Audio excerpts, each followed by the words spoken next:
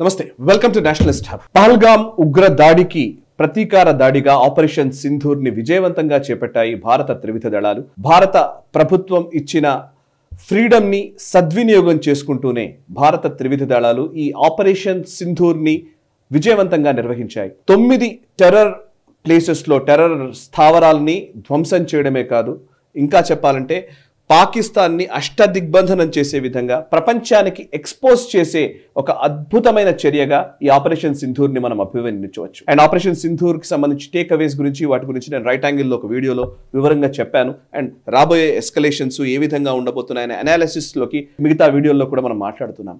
ఇప్పుడు నేను ఒక కీలకమైన వ్యక్తిని నేను పరిచయం చేస్తాను. వారు retired lieutenant colonel doctor Srinivas గారు.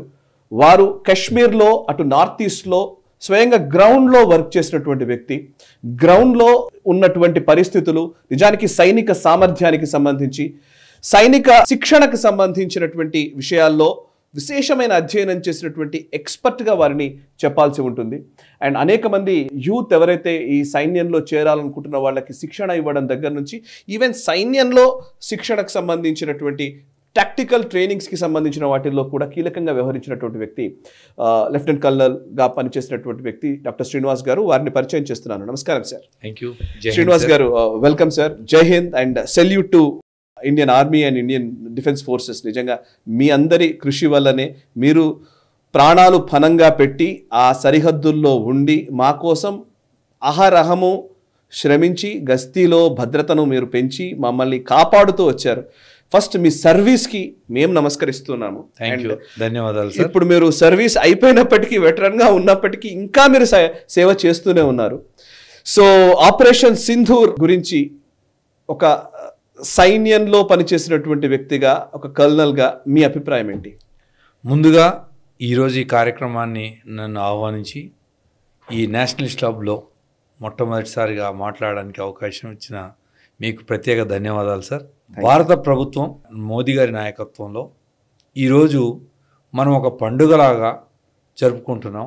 ఈరోజు భారత రక్షణ రంగం, భారత సైన్యం, వాయుసేన, భారత సైన్యం పదాతి దళం సమక్షంగా ఇద్దరి జాయింట్ ఆపరేషన్లో western air commander, western army commander, northern army commander వారి యొక్క సామర్థ్యాలతో, కింద ఉన్న స్టాఫ్తో ఈరోజు పాకిస్తాన్లోని 9 స్థావరాల మీద పర్ఫెక్ట్గా, టెర్రరిస్ట్ స్థావరాల మీద, నాట్ మిలిటరీ స్థావరాలు, టెర్రరిస్ట్ స్థావరాలను గుర్తించి సమైక్యంగా వితిన్ 25 మినిట్స్లో ఏకకాలంలో 9 ప్లేస్లో అటాక్ చేసి టార్గెట్ని హిట్ చేసి ధ్వంసం చేసిన ఘనత భారత సైన్యానికి దక్కుతుంది. ఈరోజు ఈ సామర్థ్యాన్ని వెలికి చూపి ప్రపంచానికి మన వైపు తిప్పి చూపించే అర్హత కలిగించిన భారత ప్రభుత్వానికి మేము ప్రత్యేక ధన్యవాదాలు తెలియజేయాలనుకుంటున్నాం. అలాగే మా మాజీ సైనికుల తరపున, మాజీ సైనికులందరూ మన ఉన్న సైనికుల సామర్థ్యాన్ని తెలుసు కాబట్టి ఈరోజు మాజీ సైనికుల ద్వారా ప్రపంచానికి, మన భారత ప్రజలకు, ప్రత్యేకంగా తెలుగు ప్రజలకి మన సామర్థ్యాలని తెలియజేయడానికే మేము ముందుకు వచ్చాము సార్. Right sir. నిజంగా very happy to listen to you sir. నిజానికి ఫస్ట్ ఆపరేషన్ సింధూర్ అనగానే 9 టెర్రర్ స్థావరాలపైన దాడి చేశారు ఏకకాలంలో.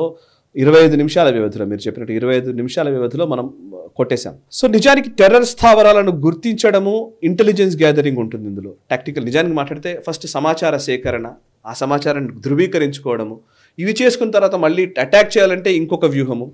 సో ఇందులో ఇన్వాల్వ్ అయినటువంటి వింగ్స్, డిపార్ట్మెంట్స్ లేదా అంశాలు ఏమేంటి ఒకసారి చెప్తారా? ముఖ్యంగా ఏ కార్యక్రమాన్ని చేపట్టాలన్నా, ఏ ప్రాజెక్టుని చేయాలన్నా మనకి ఇన్ఫర్మేషన్ అనేది చాలా ముఖ్యం. మన టెక్నాలజీ ద్వారా, అలాగే మన ఇంటెలిజెన్స్ బ్యూరో ద్వారా, మన రీసెర్చ్ అండ్ అనాలిసిస్ వింగ్స్ అని డిఫరెంట్ మిలిటరీ ఇంటెలిజెన్స్తో కలిసి పనిచేసి ఈ టెర్రరిస్ట్ స్థావరాలని పాక్ ఆక్యుపైడ్ కాశ్మీర్లో కానివ్వండి, ఈవెన్ పాకిస్తాన్ భూభాగంలో కానివ్వండి, ఇంత పర్ఫెక్ట్గా ఐడెంటిఫై చేసి మన కోఆర్డినేట్ చేసి మనం అటాక్ చేయడం అనేది ప్రపంచం చాలా నివ్వెరపోయింది. ఎందుకంటే ఒక చిన్న ఇన్సిడెంట్ జరగకుండా, ఒక చిన్న ప్రాణహాని జరగకుండా, ఒక చిన్న డెస్ట్రాయ్ కాకుండా మనం తిరిగి వచ్చాం. సేమ్ అదే మనం ఆపరేషన్ 2019లో బాలాకోట్ ఎయిర్ స్ట్రైకే కానివ్వండి, సర్జికల్ స్ట్రైకే కానివ్వండి, ఇలాంటి 3 సార్లు సక్సెస్ఫుల్గా కంటిన్యూ కావడం ప్రపంచాన్ని విస్మయం చేసింది. మన ఇంటెలిజెన్స్ వ్యవస్థ ఎంత స్ట్రాంగ్ ఉందంటే మనము ఎప్పుడైతే టెర్రరిస్టులని మనం పట్టుకుంటామో, టెర్రరిస్టులు ఎప్పుడైతే మన చేతికి వస్తారో, టెర్రరిస్టులని మనం ఎప్పుడు చంపమండి. మన దేశంలో ఉన్న మంచితనం, మన మన మన మన మతము, మన కొన్ని వందల సంవత్సరాల ఈ భారతీయ సంస్కృతి, మనం ఏ మిలిటెంట్లను కూడా చంపలే. ఇక మీరు చూశారు, మన ప్రపంచమే చూసింది, కసాబ్ని మనం ఎన్ని సంవత్సరాలు పోషించాం. చివరికి మనం ఇంటర్నేషనల్ స్థాయిలో మనం ప్రాపర్ రూల్స్ రెగ్యులేషన్ ప్రకారం న్యాయస్థానం ఇచ్చిన శిక్ష ద్వారా మనం మరణదైన విషయం తప్ప మనం షూట్ చేయలేదు. మనం ఎప్పుడైతే టెర్రరిస్టులను మనం మన స్వాధీనంలో తీసుకుంటామో, మనం ఇన్ఫర్మేషన్ గ్యాదర్ చేయడం కొరకే టెర్రరిస్టులను చాలా రోజులు మనం వాళ్ళ ఇన్ఫర్మేషన్ కోసమే మన దగ్గర ఉంచుకుంటాం. మన ఇంటెలిజెన్స్ వింగ్స్ చాలా బాగా పనిచేయడం వల్లనే ఈ కార్యక్రమం ఇంత పెద్ద ఆపరేషన్ సక్సెస్ కాగలిగిందని మీకు చెప్పదలుచు. కాదు అంటే ఇప్పుడు అసెట్స్ ఉంటాయి కదా సార్, జనరల్గా కూడా ఇప్పుడు మనకు పాకిస్తాన్లో చాలా అసెట్స్ ఉంటాయి. ఇప్పుడు ఇంటెలిజెన్స్ అసెట్స్ అని అంటే కనుక గతంలో కొంత కాంప్రమైజ్ అయినారు అనేది కూడా ఉండే. ఇప్పుడు ఒక టైంలో కొంచెం, సరే మీరు పొలిటికల్గా మీరు వాటి గురించి మాట్లాడకపోవచ్చు, బట్ స్టిల్ కొన్నిట్లలో ఏంటంటే పాస్ట్ 2014 నుంచి ఇప్పటి వరకు ఈ 10 సంవత్సరాల వ్యవధిలో, ఈవెన్ అజిత్ దోవల్ గారు NSCగా ఉన్నప్పుడు ఆయన అంతకుముందు ఇంటెలిజెన్స్లో పనిచేశారు కాబట్టి, సో ఈరోజు 9 ఇంతకుముందు సర్జికల్ స్ట్రైక్స్ చేసినప్పుడు పలానా దగ్గర అటాక్ చేశాము, పలానా దగ్గరికి వెళ్ళాము, టెర్రరిస్ట్ స్థావరాలని ధ్వంసం చేసి మన వాళ్ళు రిటర్న్ వచ్చారు అని చెప్పారు. ఎయిర్ స్ట్రైక్ జరిగినప్పుడు బాలాకోట్ గురించి స్పష్టంగా మనం చెప్పాము. కానీ అప్పుడు ప్రూఫ్స్ లేవు, ప్రూఫ్స్ చూపించలేదు. అంటే లేవు అని అంటే ప్రూఫ్ చూపించాలన్న ఆలోచన లేకపోవచ్చు. ప్రెస్ బ్రీఫింగ్ జరిగింది, అయిపోయింది. కానీ అప్పుడు విమర్శలు వచ్చాయి. విమర్శలు వచ్చినప్పుడు కూడా మనము లేదు చెప్పగలిగాం, అయిపోయింది. బట్ ఈసారి మాత్రం ఎక్కడెక్కడ టెర్రరిస్ట్ స్థావరాలు ఉన్నాయి, ఎవరెవరు అందులో శిక్షణ ఇస్తున్నారు, వాళ్ళు ఎక్కడెక్కడ దాడులు చేసిన వాళ్ళ శిక్షణ ఎక్కడ జరిగింది, దగ్గర నుంచి అంత detailed information, that to with visual evidence exactly ప్రపంచానికి ఇచ్చాము అని అంటే it is not simple thing కదా. నిజానికి మొసాద్, CIA ఇట్లాంటివి చేస్తాయి. మీరు అన్నట్టుగా ప్రతి దేశానికి ఒక ఇంటెలిజెన్స్ వ్యవస్థ ఉంటుంది, అలాగే మనకు కూడా రా ఇంటెలిజెన్స్ వ్యవస్థ పనిచేస్తుంది. పాకిస్తాన్లో మీరు అన్నట్టుగా మనకు పాకిస్తాన్ వాళ్ళందరూ శత్రువులు కాదు. పాకిస్తాన్లో భారతదేశాన్ని ప్రేమించే వాళ్ళు చాలా మంది ఉన్నారు, చాలా మంది హిందువులు ఇప్పటి వరకు ఉన్నారు. అలాగే కాకుండా పాకిస్తాన్కి బెలూచిస్తాన్ అనేది చాలా డేంజరస్ సిచ్యువేషన్. ఆ బెలూచిస్తాన్లో మనం బెలూచిస్తాన్కి మన గత 1000 సంవత్సరాల హిస్టరీ తీసుకుంటే Balochistan also part of India. Correct, Akhand భారత్లో భాగమే. అఖండ భారత్లో ఉన్నప్పుడు వర్షం మన ఇండియా. సో మన సంస్కృతి, మన జీవన విధానం, మన యొక్క ఇంటర్నేషనల్ ఇన్ఫర్మేషన్ సిస్టమ్స్ సంస్కృతిని వెన్నుతట్టి చూపిస్తాయి. అలాగే మనకు ఇంత పర్ఫెక్ట్ ఇంటెలిజెన్స్ మనకు ఎప్పటి నుంచో ఉంది. కానీ శత్రువుని కూడా మనం ప్రేమించే వ్యక్తిత్వం ఉన్న భారతీయ సంస్కృతి మనది. శత్రువుని కూడా మనలాగా మన ఇంటికి వస్తే మనం ప్రేమగా చూసుకునే సంస్కృతి మనది. కానీ ఇప్పటి వరకు టెర్రరిస్ట్ స్థావరాలు ఓన్లీ పాక్ ఆక్యుపైడ్ కాశ్మీర్లోనే ఉండే. ఎంతసేపు పాకిస్తాన్ ఆక్యుపై చేసిన కాశ్మీర్ మీదనే, అక్కడి నుంచే వాళ్ళు ఉగ్రవాదులు కాదు, వాళ్ళు ఒక స్వాతంత్ర సేనానులు, వాళ్ళ ఫ్రీడమ్ కోసం కొట్లాడుతున్నారనే పాకిస్తాన్ నినాదంతో ISI కనుసన్నల్లో జరిగే ట్రైనింగ్ సెంటర్స్ని ఇప్పటిదాకా టార్గెట్ చేశాం. కానీ ఫస్ట్ టైం ప్రపంచం ముందుకి పాకిస్తాన్ని ఒక దోషిగా నిలబెట్టాం. పాకిస్తాన్ భూభాగంలోకి వెళ్ళి పాకిస్తాన్లో నడిచే టెర్రరిస్ట్ క్యాంపుల్ని కూడా ధ్వంసం చేసి ప్రపంచానికి చూపించాం. పాకిస్తాన్ అనేది టెర్రరిస్ట్ దేశం, టెర్రరిస్ట్కు సపోర్ట్ చేసే దేశం అనేది ఈరోజు ప్రపంచం ముందు భారతదేశం నిలబెట్టింది. సార్ కలాల్ శ్రీనివాస్ గారు, నిజానికి మనది ఎప్పుడు డిఫెన్సివ్ నేచర్ అని అంటూ ఉంటారు. మనకంతా డిఫెన్సివ్ ఆలోచనలే ఉంటాయి మొదటి నుంచి కూడా. అమన్కి ఆశ గురించి ఎక్కువ మాట్లాడుతూ ఉంటాము. నిజానికి అక్కడ నుంచి రాదు శాంతి కానీ, బట్ శాంతి గురించి మాట్లాడతాము. అదే చేటు చేసింది అనే ఒక అభిప్రాయం కూడా చాలా మంది తెలుసు. డిఫెన్సివ్ స్ట్రాటజీ కాదు, డిఫెన్సివ్ అఫెన్సివ్ స్ట్రాటజీ కూడా ఉండాలి అనే ఒక అంశం నాకు తెలిసి 10 సంవత్సరాల్లో ఎక్కువగా కనబడుతుందేమో అని అనుకుంటున్నాను. What you say? సో మీరు ప్రీవియస్ హిస్టరీ చూసిన ప్రకారం 1947 నుంచి 1971 వరకు, ఈవెన్ 99 కార్గిల్ వరకు కూడా మనం ఎప్పుడు డిఫెన్సివ్లోనే మనం స్ట్రాటజీ మూవ్ చేసాం. మనం ఎప్పుడు శత్రువుని అటాక్ చేయలేదు. శత్రువు మన మీద అటాక్ చేసిన తర్వాత మనకు జరిగిన నష్టాన్ని పూడ్చుకోవడం కొరకే మనం ప్రతీకార చర్యగా చేపట్టాము. దట్టు ఇంటర్నేషనల్ లెవెల్లో, యునైటెడ్ నేషన్ లెవెల్లో, యునైటెడ్ నేషనల్ సెక్యూరిటీ కౌన్సిల్లో ఎన్నోసార్లు మనం ఎండగట్టినా కానీ మనకు ప్రతిఫలం రాలే. కాబట్టి ఇప్పుడు మన స్ట్రాటజీ గత 10 సంవత్సరాలుగా భారత సైన్యం యొక్క స్ట్రాటజీ, ఒక సోల్జర్ ఏం కోరుకుంటుండో, ఒక సోల్జర్ దేశాన్ని రక్షించడానికి బోర్డర్లో ఉన్నప్పుడు వారి సైకలాజికల్ ఆస్పెక్ట్స్ ఎలా ఉన్నాయి కరెక్ట్ అనేది ఇప్పుడున్న మన బ్యూరోక్రాట్స్ కానివ్వండి, ప్రజాప్రతినిధులే కానివ్వండి, వాళ్ళు ఫ్రీడమ్ ఇచ్చారు.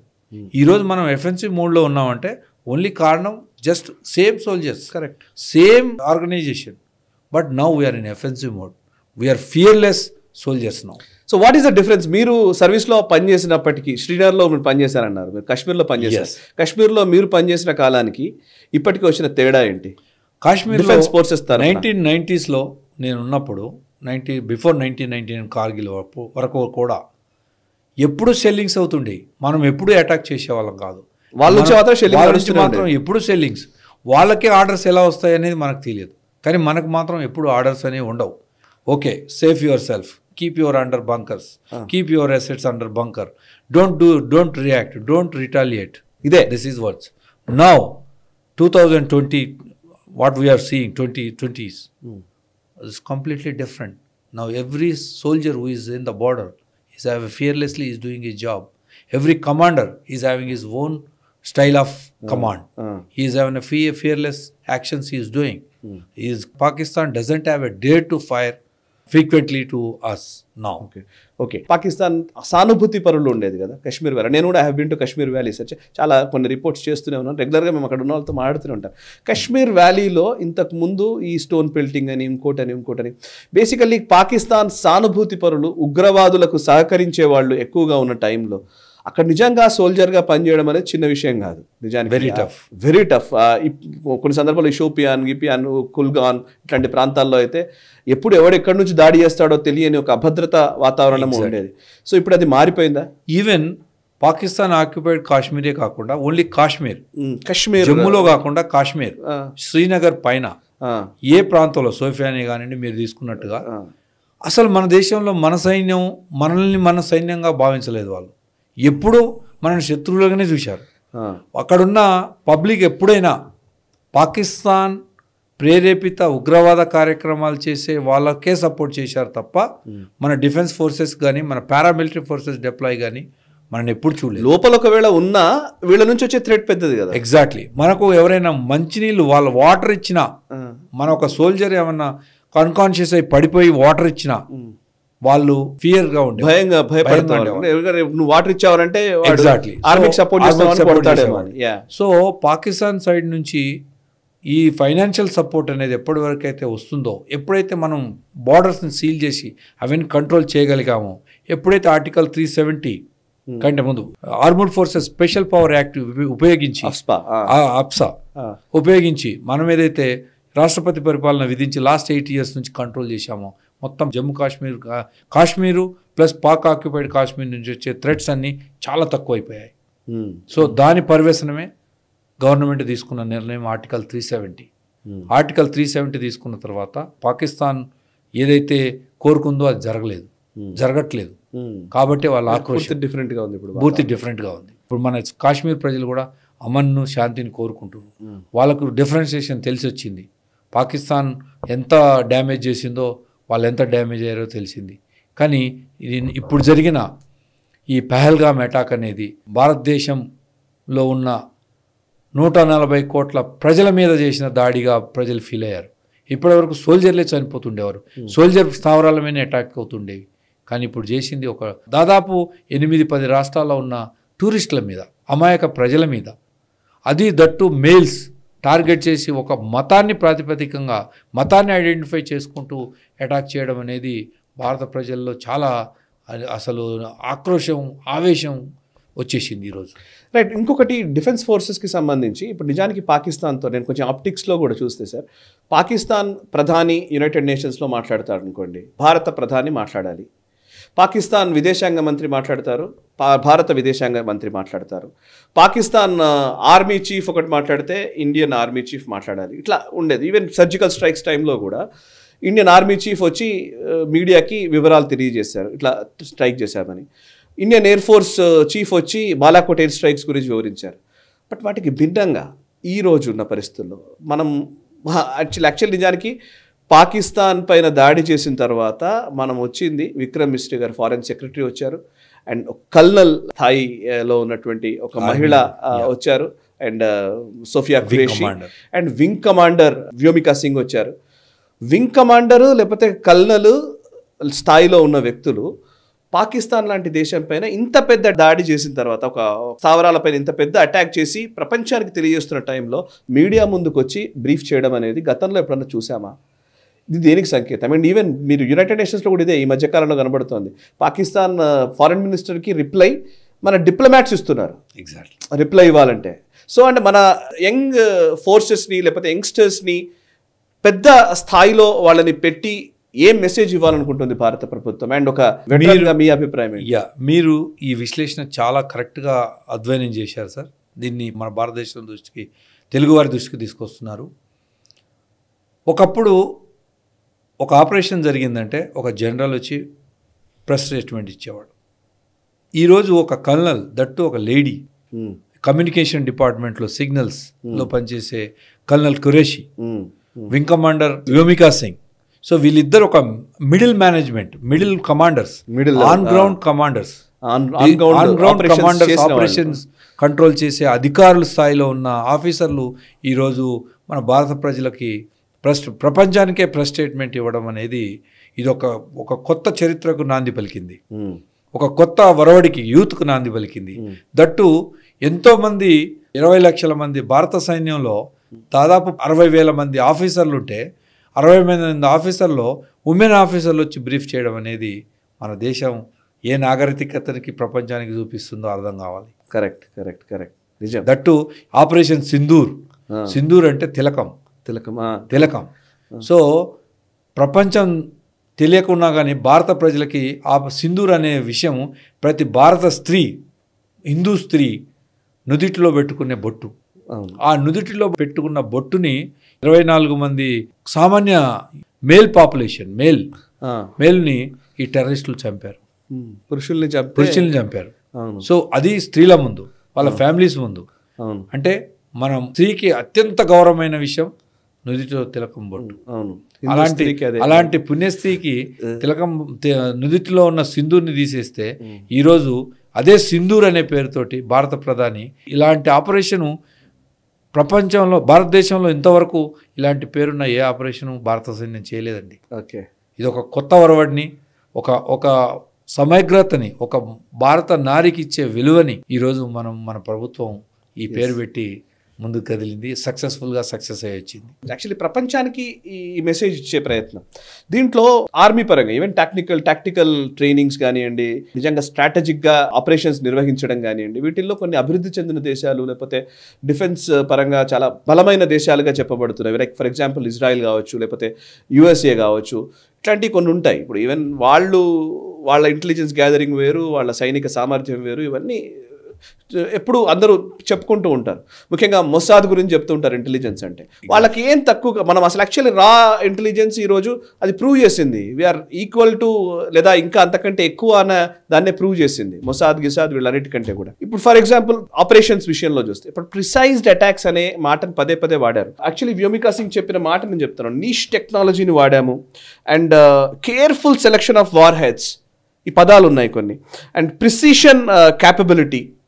సో ఇవి నిజానికి ఇది కొన్ని అభివృద్ధి చెందిన బెస్ట్ డిఫెన్స్ సిస్టమ్ ఉన్నటువంటి దేశాలు మాత్రమే ఇవి చేయగలుగుతాయంటారు. నిజమేనా? భారతదేశం ఆ స్థాయిలోకి వెళ్ళింది అనుకోవచ్చా? ప్రపంచం దృష్టిలో భారతదేశం ఎప్పుడో మన యొక్క క్యాపబిలిటీని గుర్తించింది. ప్రపంచంలో ఉన్న అత్యంత ఆర్థికంగా, మిలిటరీ పరంగా, టెక్నాలజికల్గా వార్ఫేర్ ఉన్న కంట్రీస్ కూడా America, Brazil, France, Israel, even Turkey, Australia, ప్రపంచంలో ఉన్న టాప్ 10 దేశాలు కూడా మన ఇండియన్ ఆర్మీతో ట్రైనింగ్ చేయడానికి, జాయింట్ ఆపరేషన్స్, జాయింట్ ఎక్సర్సైజ్ చేయడానికి ముందుకొచ్చాయి. మీ సామాన్య ప్రజలకు తెలియని విషయాలు ఇవి. ఎన్నో సైనిక విన్యాసాలు మీరు చూస్తుంటే, నేవల్ కానివ్వండి, ఎయిర్ ఫోర్స్ కానివ్వండి, ఈవెన్ పదాతి దళం, మన సైన్యం కానివ్వండి, మనకున్న టెర్రైన్, మనకున్న tactical strategies, gorilla warfare tactical strategies ప్రపంచంలో ఏ దేశంలోకి లేవు. మనకున్న డెజర్ట్, మౌంటైన్ వార్ఫేర్లో మనం మాస్టర్స్. +55 డిగ్రీ టెంపరేచర్లో మనం సర్వైవ్ అవుతాం. రాజస్థాన్ ఎడారిల్లో -60 డిగ్రీ టెంపరేచర్లో సేమ్ సైనికుడు సర్వైవ్ అవుతారు. 110 డిగ్రీ టెంపరేచర్ వేరియేషన్ ఉన్న టెంపరేచర్లో సేమ్ సైనికుడు ఎలా ఫైట్ చేయగలడు? ఓకే, సో అంత సామర్థ్యం ఉన్న, కెపాసిటీ ఉన్న హ్యూమన్ సిస్టమ్ మంది. సో అలాంటి సిస్టమ్ తోటి ప్రపంచంలో ఉన్న ప్రతి దేశం, పాకిస్తాన్, ఈవెన్ ఇంక్లూడింగ్ పాకిస్తాన్ కూడా మనదే. ఒకప్పుడు దే ఆర్ ఇండియన్. ఈవెన్ మన పాకిస్తాన్, మన ఇండియన్ ఆర్మీలో కూడా ముస్లిమ్స్ ఉన్నారు. They are much more capabilities than any other country people. They are our soldiers.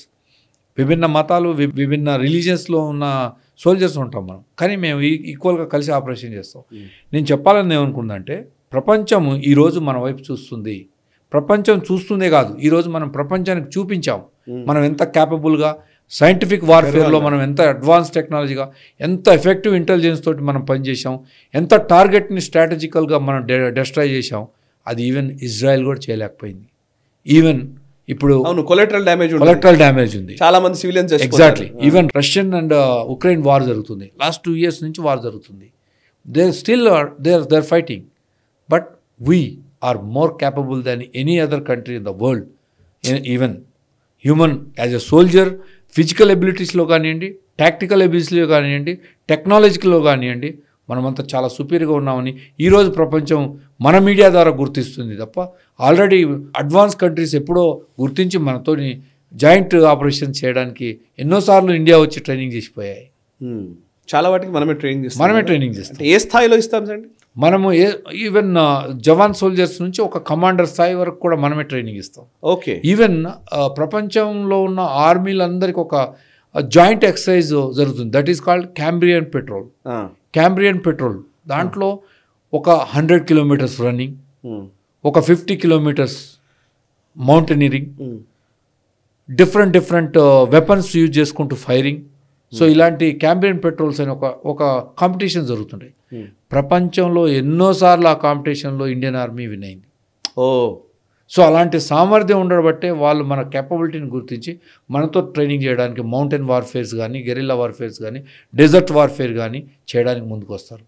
Even మీరు లేటెస్ట్గా లాస్ట్ 10 yearsలో మనం చూసిన విధంగా మన భారతదేశం నావికా దళం, మనం మొత్తం Bay of Bengal complete Red Sea వరకు మనమే కంట్రోల్ చేస్తాం. ఈ పైరేట్స్ని కంట్రోల్ చేయడం. సో ఇండియన్ ఓషన్ మొత్తం మనం కవర్ చేస్తాం. సో ఈ ఇంత సామర్థ్యం ఉండబట్టే కదా మనని డిప్లాయ్ చేసింది. మీకు ఇంకొక విషయం చెప్పాల్సింది, యునైటెడ్ నేషన్స్లో ఇప్పుడున్న ఎన్ని డిస్టర్బ్ ఉన్న కంట్రీస్లలో, ఆఫ్రికన్స్లో కానివ్వండి, మిడిల్ ఈస్ట్లో కానివ్వండి, ఈవెన్ యూరోప్లో కానివ్వండి, ప్రతి కంట్రీ కోరుకునేది యునైటెడ్ నేషన్స్ ఫస్ట్ డిప్లాయ్ ఎవరు కావాలంటే ఇండియన్ ఆర్మీ. సో మనము అత్యధికంగా కాంట్రిబ్యూషన్ చేసే వరల్డ్ పీస్ కీపింగ్ ఫోర్స్లో Indian Army is the number 1. As on today more than 16,000 soldiers are in abroad. We are in the peace mission. We are heading force commanders. ఒక కంట్రీకి ఒక army, ఒక United piece keeping ఉంటుంది. అది 10 రకాల country ఆర్మీలతో కలిసి ఉంటుంది. ఆ 10 రకాల కంట్రీ ఆర్మీలకు హెడ్ ఒక ఇండియన్ ఆర్మీ జనరల్. సో అలాంటి స్థితిలో మనం కమాండ్ చేసే స్థితిలో ఉన్నాం కాబట్టి మన యునైటెడ్ నేషన్ మనం డిప్లాయ్ చేస్తుంది. సో మనం ప్రపంచంలో ఏ కంట్రీకి తీసిపోవని చెప్పి ఈరోజు మనం ప్రూవ్ కూడా చేసాం. నిజానికి ఇదివరకు 62 వార్ టైంలో షూస్ లేక చాలా ఇబ్బంది పడ్డ సంఘటనలు మనకు తెలుసు. నిజానికి కరెక్ట్గా వెళ్ళడానికి ట్రాన్స్పోర్టింగ్ వెహికల్స్ లేక ఇబ్బంది పడ్డ రోజులు తెలుసు. 62 వార్ చైనాతో మనం ఓడిపోయిన సందర్భాలు. బట్ మళ్ళీ వెంటనే 67లో మళ్ళీ మనం రిటాలియేట్ చేసాం, అది వేరే విషయం. బట్ అంటే నా పాయింట్ ఏంటంటే సార్, మన దగ్గర చాలా తక్కువ వెపనరీ ఉన్నప్పటికీ, చాలా తక్కువ సామర్థ్యం ఉన్నప్పటికీ మిగ్ లాంటి వాటిని కూడా మనం చాలా రోజులు వాడుతూనే వచ్చాం. ఈవెన్ హావిట్జర్ గన్స్ కావచ్చు, లేకపోతే బోఫోర్స్ కావచ్చు, ఇవన్నీ కూడా నిజానికి చెప్తే వరల్డ్ స్టాండర్డ్స్ ప్రకారం చూస్తే మనం తక్కువలోనే ఉన్నాం ఒక టైంలో. అలాంటిది ఇంత సామర్థ్యాన్ని తెచ్చుకున్నామంటే హ్యూమన్ క్యాపబిలిటీస్ని బట్టే. నిజానికి సైన్యం మనుషులు తెలివైన వాళ్ళు, at the same time tactical training తీసుకున్న వాళ్ళు, సమర్థులు కాబట్టే ఈ భారత త్రివిధ దళాలు ఇప్పటి వరకు నడిపించుకొచ్చాయి. నిజానికి వెపనరీ, అమ్యునిషన్, లేకపోతే ఈ రోజున్న ఆయుధ సంపత్తి విషయంలో మనం ఇప్పుడు రాఫెల్ లాంటివి యాడ్ అయ్యాయి. లైక్ మనకు చాలా వరకు ప్రెడేటర్ డ్రోన్స్ టెక్నాలజీని తీసుకొచ్చుకుంటున్నాం, చాలా డ్రోన్స్ వచ్చాయి. రకరకాల టెక్నాలజీని ఈ మధ్యకాలంలో ఇండక్ట్ చేస్తున్నాం మనం కదా, భారత సైన్యము తీసుకుంటుంది కదా. సో ఏమీ లేని రోజుల్లో మనము గట్టిగా ఉండగలిగాము. ఈ రోజు మన సామర్థ్యం ఒక 10 పెరిగింది అనుకోవచ్చా? సైన్యం సామర్థ్యం 10. నేను 10 అంటే చాలా తక్కువ చెప్తున్నారు. దాదాపు 50% మోర్ మన సామర్థ్యం పెరిగింది, మన క్యాపబిలిటీస్ పెరిగాయి. 50 times అన్నట్టు. 50 times ఓకే పెరిగింది. మీరు 10 times కాదు, 50 times పెరిగింది. ఓకే, మీకు ఒక చిన్న ఉదాహరణ చెప్తాను. ఈరోజు మనం కూర్చున్న హైదరాబాద్ అనేది అత్యధికంగా ప్రామాణ్యత కలిగిన డిఫెన్స్ స్ట్రాటజిక్ డిఫెన్స్ ట్రైనింగ్ ఇక్కడే జరుగుతుంది. ఫ్యాక్టరీస్ ఉన్నాయి. డిఆర్డిఓస్. కరెక్ట్. ప్రపంచంలోకి కావాల్సిన క్షిపణులు తయారు చేసే కెపాసిటీ లాంగ్ రేంజ్ మిసైల్స్ హైదరాబాద్లో ఉన్నాయి, తయారవుతాయి. మన ప్రతి missile you name it that is designed by DRDO in Hyderabad. So మనం అలాంటి స్థితిలో ఈ రోజుల్లో drones the most important technical machinery is the drones హైదరాబాద్లో రీసెంట్గా డిఫెన్స్ ఎక్స్పో జరిగింది హైదరాబాద్లో. ప్రపంచంకి సప్లై చేసే కెపాసిటీ ఉన్న డ్రోన్స్ కూడా మనం తయారు చేసాం. Even anti drones are also we're manufacturing in Hyderabad. Private make in India concept వచ్చిన తర్వాత every technical person is having his own capacity, own mind, is designing the drones, is designing the missiles, is designing the grenades, is designing the spare parts for the top the machines. Okay, right. So మన capacity 50 times, నేను చెప్తున్నా 50 times more పెరిగింది. అలాగే ఒకప్పుడు మీరు అన్నట్టుగా shoes లేవు, equipment లేదు, వెపన్స్ లేవు, ఇవన్నీ జరిగింది కరెక్టే. ఆ రోజుల్లో నాకు భారత ప్రభుత్వం వాళ్ళు ఆ రోజు డిజైన్ చేసిన ఆ రోజు ఒక బడ్జెట్ని అలాట్ చేసి, బడ్జెట్ అంటేనే ఏదో శాలరీలకి పెన్షన్లకి salary pension. Now defence is the most important. We are exporting. నాకు మొన్న కొత్తని చెప్తున్నారు సార్, యాక్చువల్లీ మీరు ఇందాక అన్నారు -degreesలో పనిచేస్తుంటారు, -50 degreesలో. నేను లదాఖ్ లాంటి ప్లేస్లో తిరిగి వెళ్ళాము. అప్పట్లో నిజానికి చైనా వాళ్ళేమో ప్రొవోక్ చేసేది. చైనా వాళ్ళకేమో వాళ్ళ ఆర్మీ క్యాంప్స్ కానివ్వండి, వాళ్ళకున్న పైన ఉండేటువంటి బంకర్లు అట్లాంటివన్నీ కూడా వాళ్ళు కొంచెం వేడిగా ఉండేలాగా థర్మోకోల్ని లేకపోతే హాట్ టెక్నాలజీని వాడి చేసేవాళ్ళు. సో వాళ్ళకేమో వాళ్ళు మంచిగా వేడిలో హ్యాపీగా చలి, ఎంత బయటంతా చలి ఉన్నప్పటికీ కూడా వాళ్ళు బాగా ఉండేవాళ్ళు. బట్ మన వాళ్ళేమో ఎముకలు కొరికే చలిలోనే గస్తీ కాచేవాళ్ళు, బందోబస్తు ఉండే. ఇప్పుడు వాళ్ళకు కూడా ఈ మధ్యలోనే ఒక వీడియో కూడా వచ్చింది, యాక్చువల్లీ ఎవరైతే ఆ ఆర్మీ పోస్ట్లో ఉన్న వాళ్ళో వాళ్ళకు కూడా ఈ టెక్నాలజీని మనం ఇస్తున్నాము అని. మన ఇండియా. సో ఒకప్పుడు ఒక 20 years బ్యాక్ ఒక బోర్డర్లో అంటే -30-40 degreesలో ఒక చిన్న పోస్టులు ఉండేవి. ఆ పోస్ట్లోకి 3 నెలల వరకు రేషన్ ఒకసారి పంప్ చేస్తారు, ఒకేసారి. సో అవన్నీ frozen food, complete frozen food. మీరు ఈవెన్ టాయిలెట్ పోయి మీరు వాష్ చేసుకునే లోపలనే మీరు వాటర్ తీసుకొని ఫుల్ టెంపరేచర్ వాటర్ తీసుకొని టాయిలెట్ కంప్లీట్ చేసే లోపలనే ఫ్రీజ్ అయిపోతాయి. సో అలాంటి సిచ్యువేషన్లో ఉండి even 1 liter kerosene to pump into that post those days, what the kerosene was maybe 5 rupees, 10 rupees that time, but it takes 100 rupees to reach that post. The cost of the 1 liter kerosene. So that time there is no facilities, there is no roads, there is no technology, there is no helicopters to reach that post. So 3 months కోసం ఒక soldier అక్కడికి వెళితే ఎముకలు గురికించారు ఓ చిన్న bunker. ఆ bunker కూడా ఏమి thermocol ఉండదు, ఏమి ఉండదు, just bunker. You are sitting on ideal, you are with one dog, like కొన్ని సినిమాల్లో చూపించారు మీరు. సో ఒక 2-3 టోటల్లీ 1 officer, ఒక జేసీఓ, ఒక 3 soldiers. This is the one post. అలా ఉండే వాళ్ళకి 3 months వరకు ఉండే. సో ఇప్పుడు ఏముంది, every month rotation.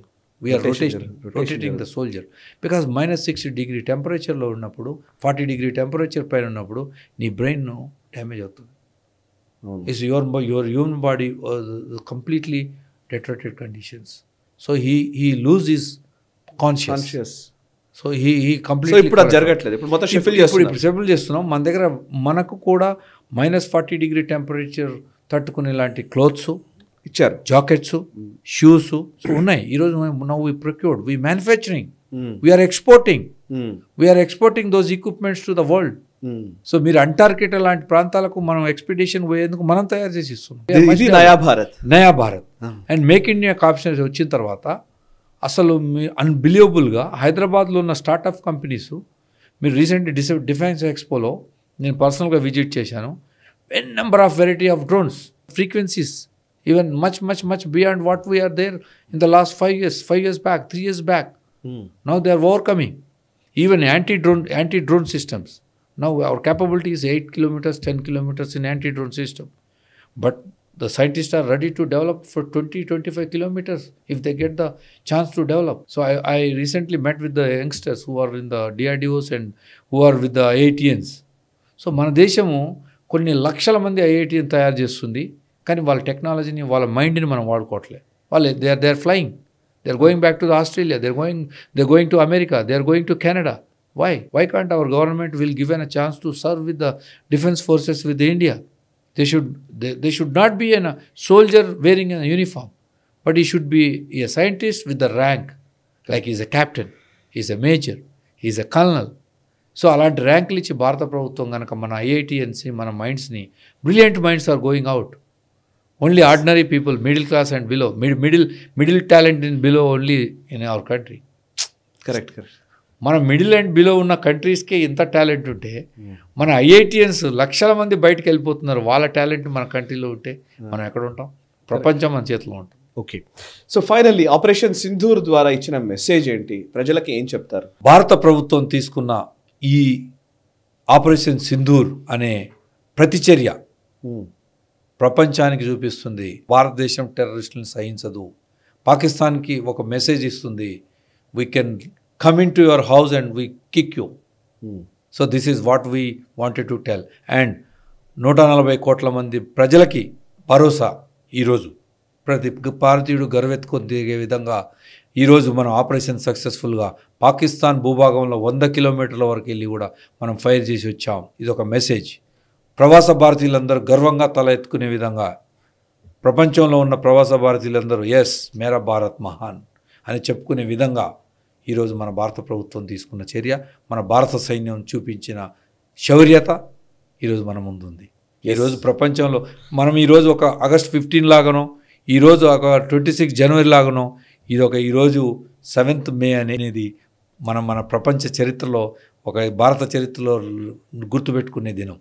Yes sir, really sir, thank you very much sir. Thank you very much.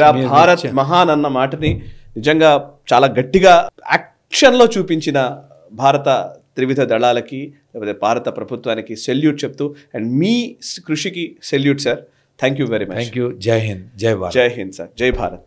So చూసారు కదా, ఇది కల్లల్ శ్రీనివాస్ గారితో ప్రత్యేక చర్చ. వారు చాలా గర్వంగా చెప్తూ ఉన్నారు. నిజానికి ఈ ఆపరేషన్ సింధూర్ సక్సెస్ అయిన విధానం పైన ఉప్పొంగిన ఛాతీతో ఒక రకంగా భారతదేశపు గర్వాన్ని, మన భారత త్రివర్ణ పతాకంలో ఉన్నటువంటి ఆ గర్వాన్ని ప్రపంచానికి తెలిపే ఒక ప్రయత్నం చేస్తున్నాము. నిజంగా ఆపరేషన్ సింధూర్ సక్సెస్ఫుల్ ఆపరేషన్గా నిలిచింది. ఈ ఘట్టం సీరియస్గా చెప్పాలంటే ఇంటర్నేషనల్ వార్ఫేర్ హిస్టరీలో ఇది ఖచ్చితంగా ఒక అధ్యాయమే.